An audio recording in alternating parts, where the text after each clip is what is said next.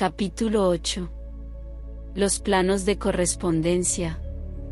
Como es arriba, es abajo, como es abajo, es arriba. El Kybalión. El segundo gran principio hermético encierra la verdad de que existe entre los diversos planos de manifestación de la vida y del ser una armonía, concordancia y correspondencia. Esta verdad lo es porque todo cuanto hay en el universo emanó de la misma fuente, y las mismas leyes, principios y características se aplican a cada unidad o combinación de unidades de actividad, conforme cada una manifiesta su propio fenómeno en su propio plano. Para facilitar la meditación y el estudio, la filosofía hermética considera que el universo puede dividirse en tres grandes clases de fenómenos, conocidas como los tres grandes planos. Y el plano físico. 2. El plano mental. 3. El plano espiritual. Estas divisiones son más o menos artificiales y arbitrarias, porque la verdad es que las tres divisiones no son más que grados ascendentes en la gran escala de la vida, siendo el punto más bajo la materia indiferenciada, y el más elevado el del espíritu. Y, además, los diferentes planos se esfuman unos en otros, de manera que no puede establecerse una división firme y nítida entre la parte superior del plano físico y la inferior del mental. En una palabra, los tres grandes planos pueden ser considerados como tres grandes grupos de grados de vida en manifestación. Y aunque el propósito de este libro no nos permite entrar en una explicación extensa de los mismos, daremos una descripción general de ellos. Para principiar podemos considerar la pregunta tan a menudo formulada por el neófito, que desea saber lo que significa realmente la palabra plano, término que se usa libremente, y que apenas ha sido explicado, en muchas obras de ocultismo. La pregunta se formula generalmente así: ¿un plano es un lugar que tiene dimensiones, o no es más que una condición o estado?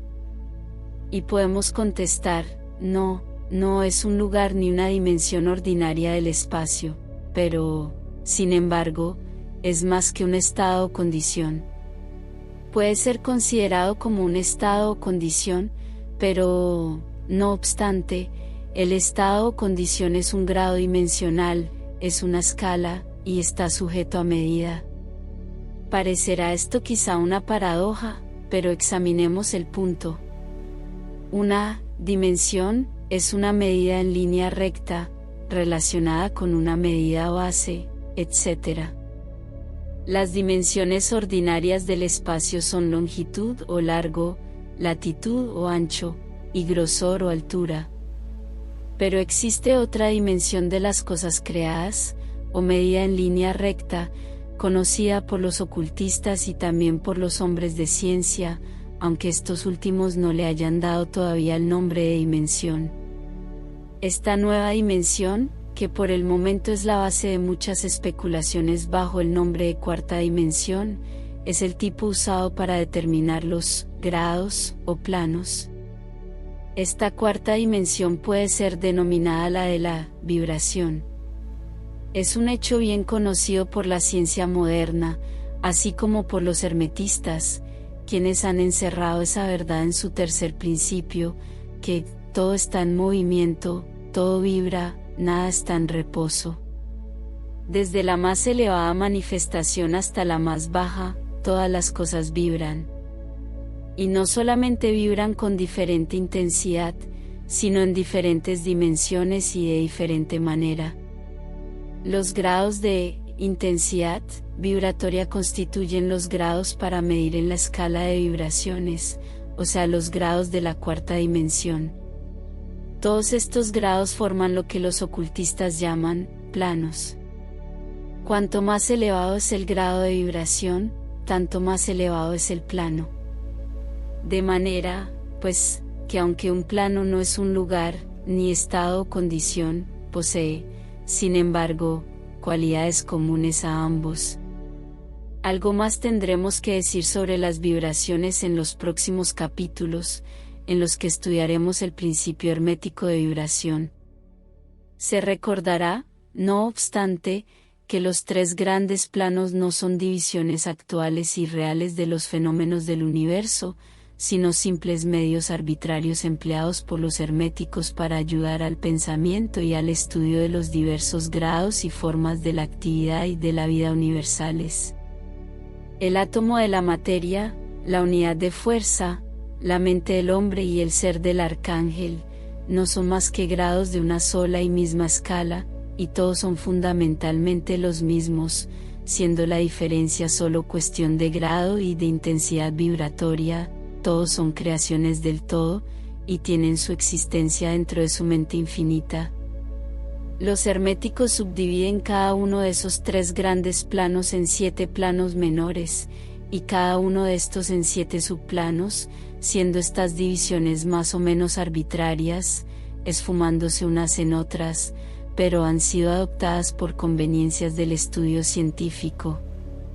El gran plano físico, y sus 7 planos menores, es la división que comprende todos los fenómenos del universo que se refieren a las cosas, fuerzas y manifestaciones físicas.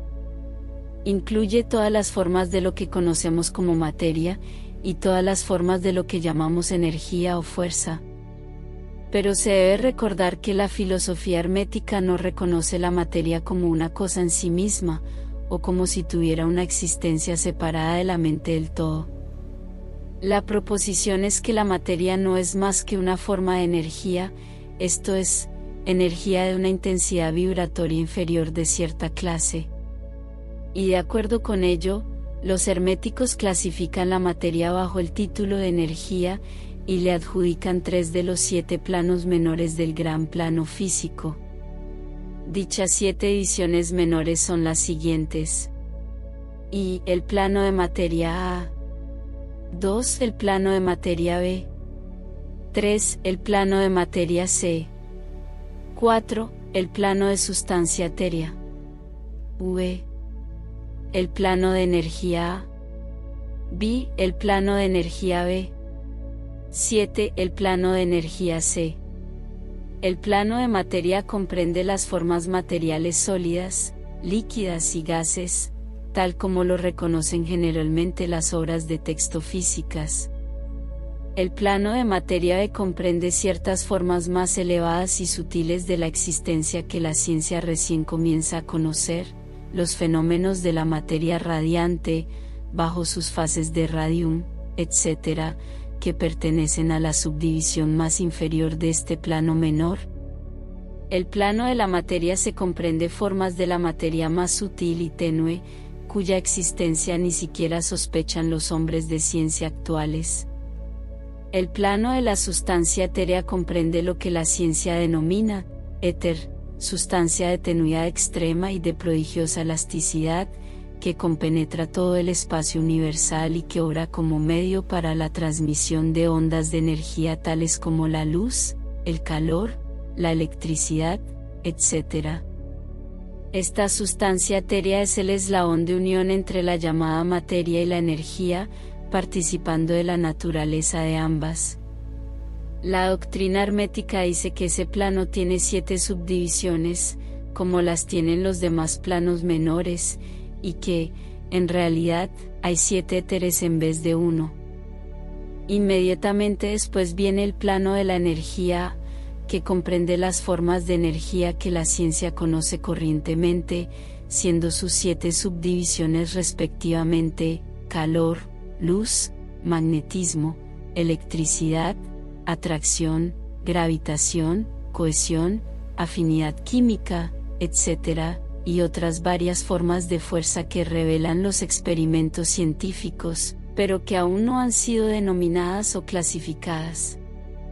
El plano de la energía B comprende 7 subdivisiones de las más elevadas modalidades de energía, que aún no ha descubierto la ciencia, pero que han sido llamadas las fuerzas sutiles de la naturaleza, cuya manifestación se provoca mediante ciertos fenómenos mentales, cuyos fenómenos son posibles merced a ellas. El plano de la energía se comprende 7 subdivisiones de energía tan elevadamente organizada que tiene muchas de las características de la vida, pero no son reconocidas por el hombre en el actual estado de desarrollo, siendo utilizables solamente para los seres del planeta espiritual. Esa energía es inconcebible y puede ser considerada casi como poder divino. Los seres que la emplean son como dioses, aun comparándolos con el tipo humano más elevado que conozcamos. El gran plano mental comprende esas formas de cosas vivientes que conocemos en la vida ordinaria, así como otras formas no tan bien conocidas, salvo por los ocultistas. La clasificación de los 7 planos mentales menores no es muy satisfactoria, sino más bien arbitraria, salvo que se acompañara por complicadas explicaciones que son ajenas al propósito de este libro, pero la mencionaremos. Y el plano de la mente mineral. 2. El plano de la mente elemental A. 3. El plano de la mente vegetal. 4. El plano de la mente elemental B. V.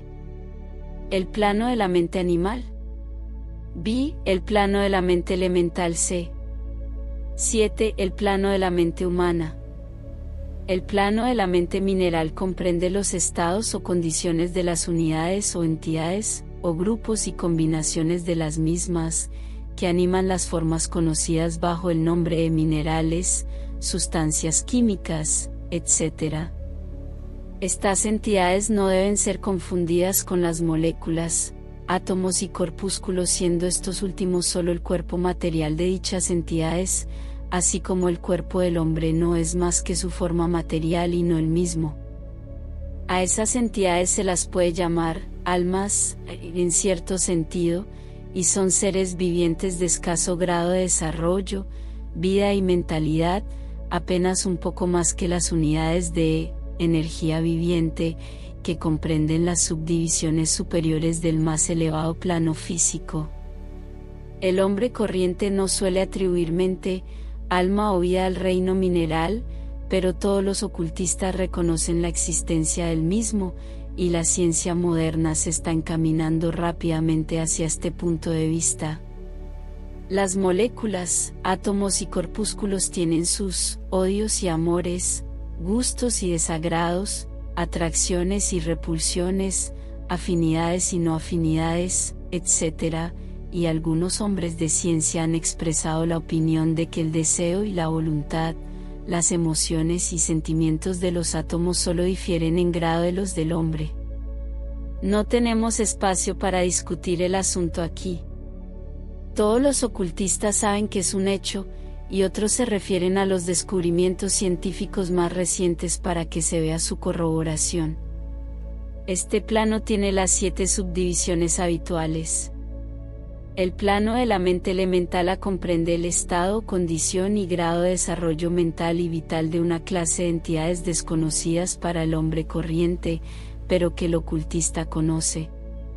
Son invisibles para los sentidos ordinarios del hombre, pero, no obstante, existen y desempeñan su papel en el drama del universo. Su grado de inteligencia es intermedio entre las entidades minerales y químicas por una parte y las entidades del reino animal por la otra. Hay 7 subdivisiones en este plano también.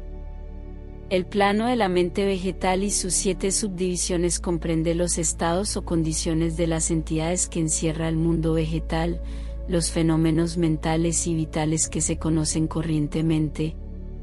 Muchas e interesantes obras científicas se han escrito últimamente sobre la mente y la vida en las plantas. Los vegetales tienen vida, mente y alma, tanto como los animales, el hombre y el superhombre. El plano de la mente elemental B y sus 7 subdivisiones comprende los estados y condiciones de una forma de elementales o entidades invisibles, que hacen su obra en el universo, cuya mente y vitalidad forma parte de la escala entre el plano de la mente vegetal y el plano de la mente animal, participando dichas entidades de la naturaleza de ambos. El plano de la mente animal y sus 7 subdivisiones comprende los estados y condiciones de las entidades, seres o almas, que animan los cuerpos vivientes de los animales y que son familiares a todos. No es necesario entrar en detalles concernientes a este reino o plano de vida, porque el mundo animal nos es tan familiar como el nuestro propio. El plano de la mente elemental C y sus 7 subdivisiones comprende las entidades o seres invisibles, que participan de la naturaleza de la vida animal y humana, en determinado grado y combinación.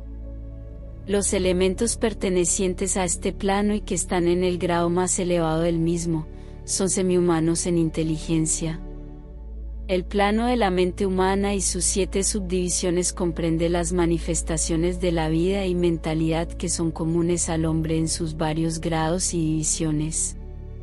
En este punto debemos indicar el hecho de que el hombre corriente actual ocupa la 4ª subdivisión del plano de la mente humana, y solo los más inteligentes han cruzado los límites de la 5ª subdivisión.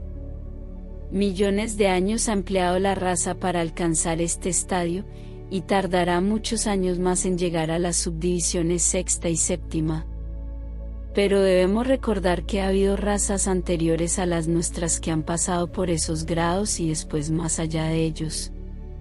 Nuestra propia raza es la 5ª, con más los rezagados de la 4ª, que huella el sendero.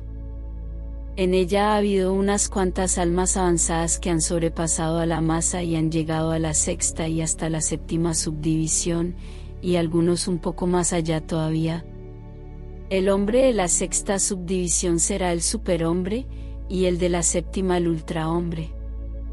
Los que hayan leído Zanoni, de Bulwer Lytton, y otras leyendas similares, reconocerán a esas entidades pertenecientes a los mencionados planos de la vida.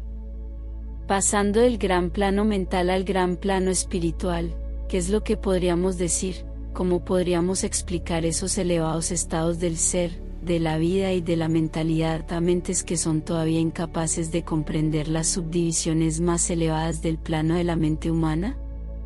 Esa tarea es imposible. Solo podemos hablar en los términos más generales. ¿Cómo podría describirse la luz a un hombre que haya nacido ciego? ¿Cómo explicar el azúcar a quien nunca ha probado algo dulce? ¿Cómo hablar de armonía a un sordo? Todo lo que podemos decir es que los 7 planos menores del gran plano espiritual, cada uno de los cuales tiene las usuales 7 subdivisiones, comprenden seres tan superiores al hombre actual como este último es superior al gusano, quizás a formas aún inferiores. La vida de esos seres trasciende tanto a la nuestra que ni siquiera podemos pensar en los detalles de las mismas. Su mente es tan elevada que, por ellos, nosotros apenas si pensamos, y nuestros procesos mentales les parecen puros procesos materiales. La materia que forma sus cuerpos es del plano más elevado, y algunos se dicen que están envueltos por pura energía. ¿Qué es lo que podría decirse sobre tales seres? En los 7 planos menores del gran plano espiritual existen seres de quienes hablamos como ángeles, arcángeles o semidioses. En los planos menores inferiores viven aquellos a quienes damos el nombre de maestros y adeptos. Sobre ellos están las grandes jerarquías de huestes angélicas, inconcebibles para el hombre, y sobre ellas están los que sin irreverencia alguna podrían llamarse dioses, pues su grado de elevación en la escala es tan alto, tan grande su poder e inteligencia, que sobrepasan a todas las concepciones que el hombre se ha formado sobre la deidad. Esos hombres están de todo cuanto se pueda imaginar, siendo la palabra divino la única que se les podría aplicar. Muchos de esos seres, incluso las huestes angelicales, tienen sumo interés por las cosas del universo y desempeñan un papel importantísimo en sus procesos. Esas invisibles divinidades y auxiliares angélicas ejercen su influencia libremente y poderosamente en la obra de la evolución y del progreso cósmico. Su intervención ocasional y auxilio directo en los asuntos humanos han dado origen a muchas leyendas, creencias, religiones y tradiciones de las razas pasadas y actuales. Han superpuesto su conocimiento y poder sobre el mundo una y otra vez, todo bajo la ley del todo, por supuesto. Pero sin embargo, Aun esos elevadísimos seres existen meramente como creaciones de la mente del todo y están sujetos a los procesos cósmicos y a las leyes universales. Son todavía mortales, podemos llamarlos dioses, si nos agrada, pero no son más que nuestros hermanos mayores, las almas avanzadas que han sobrepasado sus compañeras y que han renunciado temporalmente al éxtasis de la absorción en el todo, para poder ayudar a la raza en su ascendente jornada en el sendero. Pero pertenecen al universo y están sujetos a sus condiciones, son mortales y su plano es inferior al del espíritu absoluto. Solo los herméticos más avanzados son capaces de comprender las enseñanzas secretas concernientes al estado de existencia y a los poderes manifestados en los planos espirituales. El fenómeno es tan superior al que se produce en los planos mentales que cualquier intento de descripción solo serviría para producir una gran confusión de ideas. Únicamente aquellos cuya mentalidad ha sido cuidadosamente educada en la filosofía hermética durante años enteros, y los que han traído consigo, de encarnaciones anteriores, el conocimiento adquirido previamente, pueden comprender adecuadamente lo que significan las enseñanzas referentes a los planos espirituales. Y muchas de ellas las guardan celosamente los herméticos por considerarlas demasiado sagradas, importantes y hasta peligrosas, como para divulgarlas públicamente. El estudiante inteligente comprenderá lo que esto significa si dijéramos que el significado de la palabra espíritu, tal como lo usan los herméticos, es sinónimo de poder viviente, de fuerza animada, de esencia interna o vital, etc., significación que no debe confundirse con lo que generalmente se atribuye al término en cuestión, religioso, eclesiástico, espiritual, etéreo, santo, etc. El ocultista emplea la palabra espíritu en el sentido de principio animador, lo que lleva consigo la idea de poder, de energía viviente, de fuerza mística, etc. El ocultista sabe muy bien que lo que él conoce como poder espiritual puede ser empleado con fines buenos o malos, de acuerdo con el principio de polaridad, hecho que ha sido reconocido por la mayoría de las religiones en sus concepciones de Satanás, Belcebú, el diablo, Lucifer, ángeles caídos, etc. Por esta razón el conocimiento referente a esos planos ha sido mantenido en el secreto, en el santuario de los santuarios de todas las fraternidades esotéricas y órdenes ocultas. Ha sido guardado en la más secreta cámara del templo. Pero, y esto sí podemos decirlo, los que han alcanzado grandes poderes espirituales y los han empleado mal se han creado un destino terrible, y la oscilación del péndulo del ritmo inevitablemente los llevará al otro extremo de la existencia material, desde cuyo punto tendrán que volver nuevamente a hacer el mismo camino a lo largo de las múltiples espirales del sendero, pero siempre tendrán como castigo el recuerdo vibrante de las cumbres donde cayeron debido a su mal obrar. Las leyendas sobre los ángeles caídos tienen una base real, como saben todos los ocultistas. La lucha interesada por el poder en los planos espirituales inevitablemente produce que el alma egoísta pierda su equilibrio espiritual y caiga tan abajo como había ascendido. Pero, aun a estas almas, se les presenta la oportunidad de volver sobre sus pasos, y hacen la jornada de vuelta pagando la tremenda penalidad, de acuerdo con la invariable ley. Para concluir, recordamos que, de acuerdo con el principio de correspondencia que encierra la verdad de que, como es arriba, es abajo, como es abajo, es arriba, todos los 7 principios herméticos están en plena operación en los diversos planos, físico, mental y espiritual. El principio de la sustancia mental se aplica, por supuesto, a todos los planos, porque todos están en la mente del todo. El principio de correspondencia se manifiesta en todos, porque existe analogía, acuerdo, correspondencia y concordancia entre los varios planos. El principio de vibración se manifiesta también en todos los planos, pues las diferenciales que los dividen son consecuencia de la vibración, como ya hemos explicado. El principio de polaridad se manifiesta en cada plano, siendo los extremos o polos aparentemente opuestos y contradictorios. El principio del ritmo se manifiesta en cada plano, con flujo y reflujo, ascenso y descenso, ingreso y egreso. El principio de causa y riva, es abajo, como es abajo, es arriba. Los milenarios axiomas herméticos encierran los grandes principios de los fenómenos universales. Principio de correspondencia. Se manifiestan todos, porque existe analogía, acuerdo, correspondencia y concordancia entre los varios planos. El principio de vibración se manifiesta también en todos los planos, pues las diferenciales que los dividen son consecuencia de la vibración, como ya hemos explicado. El principio de polaridad se manifiesta en cada plano, siendo los extremos o polos aparentemente opuestos y contradictorios. El principio del ritmo se manifiesta en cada plano, con flujo y reflujo, ascenso y descenso, ingreso y egreso. El principio de causa y efecto se manifiesta en cada plano, teniendo todo efecto su causa y toda causa su efecto.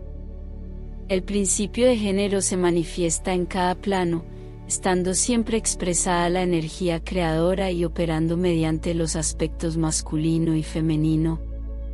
Como es arriba, es abajo, como es abajo, es arriba. Los milenarios axiomas herméticos encierran los grandes principios de los fenómenos universales. Conforme vayamos considerando los restantes principios, veremos cada vez más clara la verdad de la naturaleza universal de este gran principio de correspondencia.